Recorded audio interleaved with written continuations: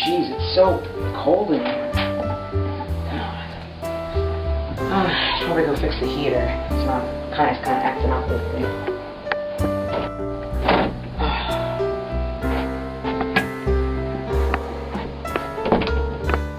How do I...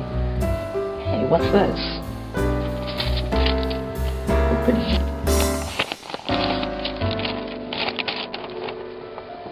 To bring Jackson White back from the dead, follow these simple steps. Step number 1. Hit a family member over the head with something. Wow. Well, that's easy enough.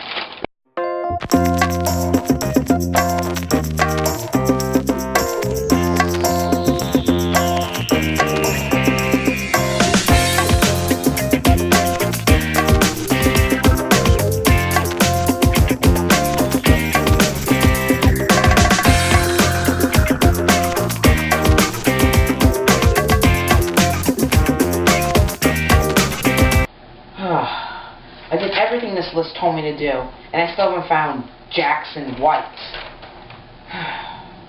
Hey, it's still pretty cold in here. Gotta go change the heat. Who are you? What? You asked why I'm Jackson White. You're Jackson White? Yep, I fought in the American Revolutionary War. Oh, wow. Nice to meet you, Jackson White. Nice to meet you too. So, Jackson, you don't mind if I interview you? Not at all. Good evening. I'm here with Jackson White, former Revolutionary War soldier. Good evening, Jackson White. Thank you. Let's begin, shall we? Now, there were 2 groups during this time period. Who did you belong to? Well, there are the Tories and the rebels. I was a rebel. Now, the British general in Boston at this time was who? Oh, jeez. It was General Gage. Now, you said, oh, geez. Was General Gage that bad? Oh, I didn't care much for him. He was just British, and that's what I don't like about him. Ah, I see. Now, what about the saying, 1 if by land, 2 if by sea? What does that mean? Well, if the British approached Lexington on foot, someone would light 1 lantern on a church steeple. If they approached by sea, they would hang 2 lanterns on a church steeple. Okay, so what happened at Lexington? How many colonists died? Our Minutemen spotted the British, and the Minutemen and I marched out to Lexington Green and fought it out. We lost 8 men, one of them being my closest friends. And after that? The British moved on to Concord, where they burned our military supplies. But, on the way back, we ambushed them and killed 72 of them. Now, it says here that you met Ethan Allen. Where does it say that? But seriously, I did meet him. Makes quite fine furniture. What? He does. Yeah. Well, I met him at Fort Ticonderoga. We'll get to Fort Ticonderoga later, but let's talk about Ethan Allen first. Well, he was the leader of the Green Mountain Boys and a wonderful patriot.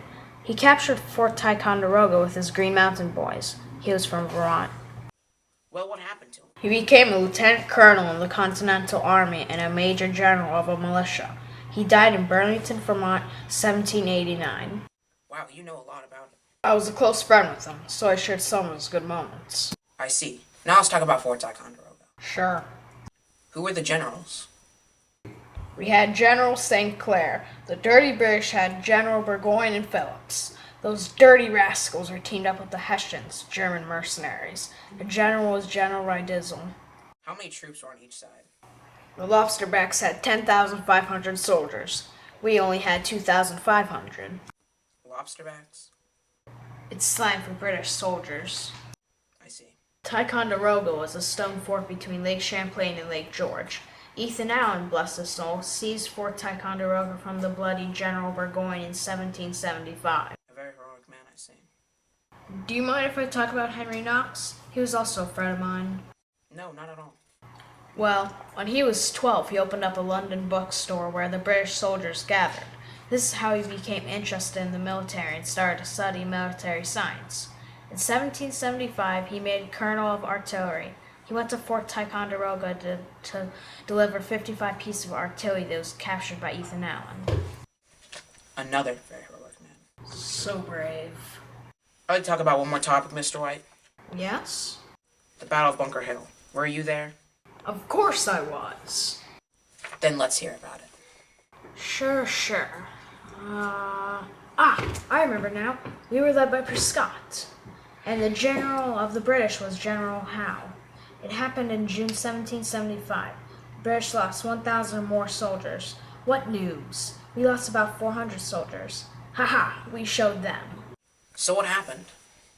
The British were going up to occupy Dorchester Heights on the Boston Peninsula.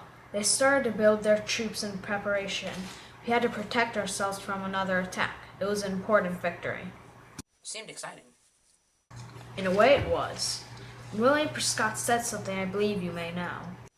Oh, I remember. Don't shoot until you see the white of their eyes. Yes, that was it. Well, thank you for talking with me, Mr. White. Oh, no problem. Hey, I have some churros on the counter if you want any.